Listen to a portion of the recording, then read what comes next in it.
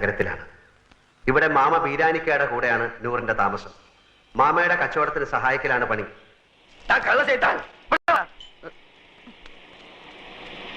എന്താ മാമ? 78 43 കൂട്ടിയാൽ എത്ര? 8 3 11. പിന്നെ 7 4 11 121 അല്ലേ? ഇതെത്ര? അത് 111. ഇങ്ങനെയാണ് കണക്ക് ചെയ്താൽ 10 രൂപയ്ക്ക് എന്റെ വാപ്പ കൊണ്ടായി തരൂ. ഇയാളെ മുടിപ്പിക്കാനായിട്ട് കുടിക്കാനല്ലേ?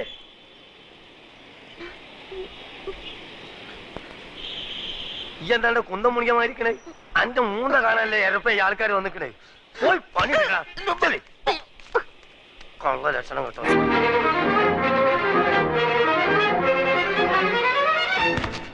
എടാ ദൂരെ എന്റെ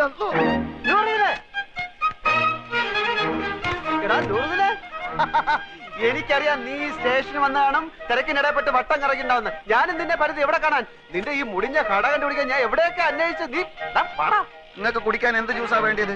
ഗ്രേപ്പ്, പൈനാപ്പിൾ, ഓറഞ്ച്, മാംഗോ, സാത്തുകുടി? ഇനി എനിക്ക് എന്തിനാടാ ജ്യൂസ്? നിന്നെ കണ്ടപ്പോ തന്നെ എല്ലാ ജ്യൂസും ഒരുമിച്ച് കുടിച്ച പോലെ ആയില്ലേ? എവിടെ നിന്റെ അർത്ഥ കൈക്ക് ഉപ്പ് തേക്കാത്ത മാമ? നിന്റെ കട കൊള്ളാമല്ലോ. നിന്റെ മാമ തട്ടിപ്പോയാല് പിന്നെ ഈ കട നിനക്കായിരിക്കും അല്ലേ? ധാരണ്ടേ ഞമ്മക്ക് അറിഞ്ഞൂടാ.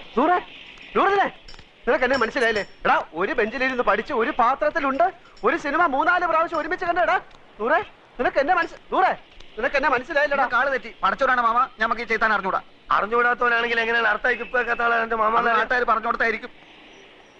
അതെ, ഒന്ന് വന്നാട്ടെ. വരീ. അതെ, ഈ ചെക്കന്റെ പേര് 100 എന്നാണ് എനിക്കാരെ പറഞ്ഞത്. അതാരെങ്കിലും പറഞ്ഞു തരണോ?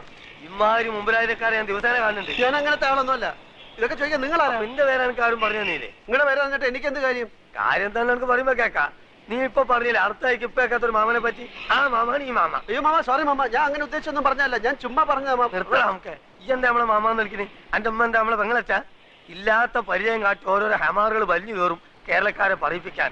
മേലാലിന്റെ പൂടിയന്റെ ചുറ്റുവട്ടത്തിൽ എങ്ങാനും കണ്ടാൽ എന്റെ കാൽ അടിച്ചിട്ട് ഞാൻ എൽഷേപ്പാക്കും. ആ പോ പോ, ഇങ്ങോട്ട് പോ കളവേ.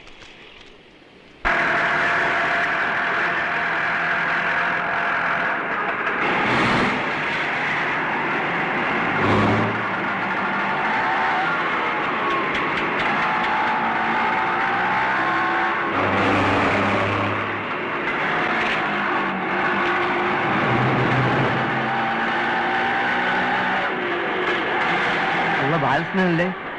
വണ്ടി നിർത്ത്. ബാലകൃഷ്ണ,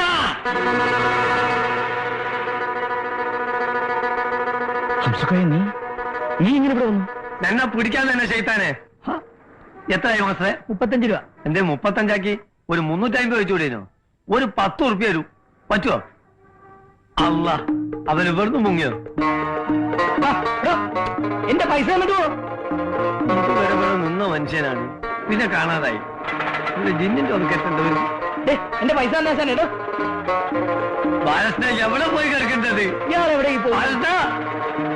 എന്റെ പൈസ തന്നോട് പറയുന്നു. എന്റെ പൈസ ബാലകൃഷ്ണ. ആഹാ, ഒളിച്ചിക്കല്ലേ? അങ്ങനെ മുങ്ങാൻ നോക്കണ്ടോ? ആടാ, നമുക്ക് നായിന്റെ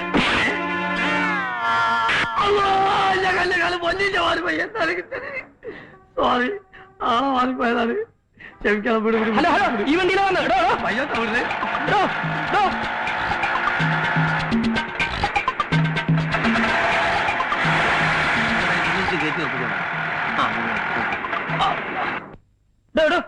എന്റെ കാശിങ് തന്നെ. ഞാനിത് അവിടെ ഇവിടെ വരെ പുറകെ വരെയായിരുന്നു.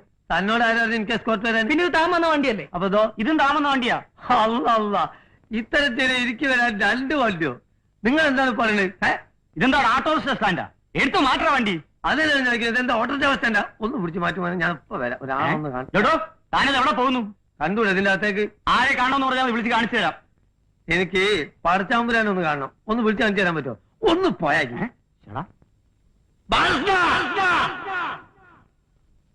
എടാ, നീ ഇതിന്റെ ഉള്ളിലല്ല, ഏത് ബഹറിന്റെ ഉള്ളിലാണെങ്കിലും അംസക്കോയ കണ്ടുപിടിക്കും.